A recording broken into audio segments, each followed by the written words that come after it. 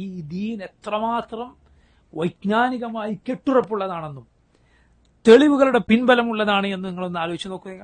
ഈ ദീൻ പോലെ വേറൊരു ദീനില്ല. മനസ്സിലായില്ലേ?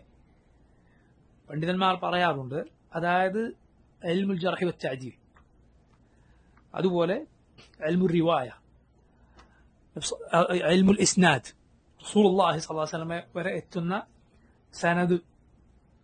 ഇമാം ബുഖാരി പറഞ്ഞു, ഇമാം ബുഖാരിയോട് ഇന്നയാൾ പറഞ്ഞു, ഇമാം ബുഖാരിയോട് ഇന്നയാളെ പറഞ്ഞു, നബി സല്ലല്ലാഹു അലൈഹി വസല്ലം വരെ എത്തുന്ന സനദ്. ആ സനദിലെ ഓരോരുത്തരെ കുറിച്ചുമുള്ള കിതാബുകൾ. ഇത് മുഹമ്മദ് സല്ലല്ലാഹു അലൈഹി വസല്ലമയുടെ ഉമ്മത്തിലല്ലാതെ പഴയകാല ഉമ്മത്തുകളിലൊന്നും ഉണ്ടായിരുന്നില്ല എന്നാണ്.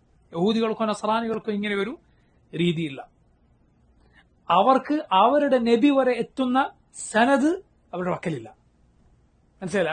ആ നബിയുടെ വാക്ക് നോക്കൂ. നമുക്ക് നമ്മുടെ റസൂൽ സല്ലല്ലാഹു അലൈഹി വസല്ലമയുടെ വാക്ക്, നബി സല്ലല്ലാഹു അലൈഹി വസല്ലമയുടെ പ്രവൃത്തി, അത് നമ്മുടെ കയ്യിലുള്ളത് എങ്ങനെയാണ്? കൃത്യമായ പരമ്പരയോടെയാണ്. മനസ്സിലായില്ലേ?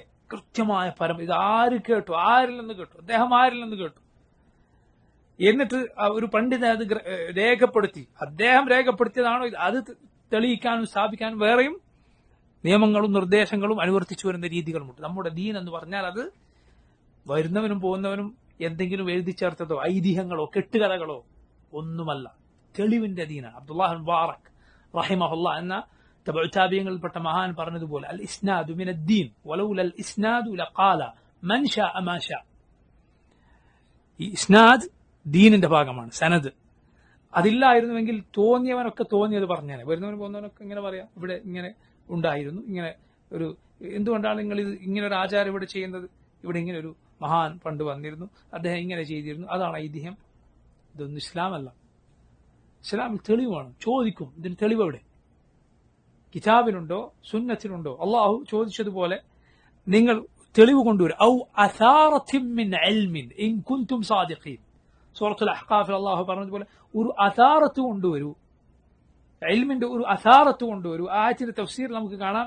ഇതാണ് അള്ളാഹു ചോദിക്കുന്നത്. അഥവാ പരമ്പരയുള്ള ഒരു രേഖ കൊണ്ടുവരൂ നിങ്ങളുടെ ദീനിന്, ശിർക്കിന്, കുഫറിന്. അള്ളാഹു ചോദിക്കാം. ഈ ദീനിന്റെ പ്രത്യേകതയാണ്. നമ്മുടെ റസൂൽ സല്ലല്ലാഹു അലൈഹി വസല്ലം പഠിപ്പിച്ച ഈ ദീനിന്റെ പ്രത്യേകതയാണ്.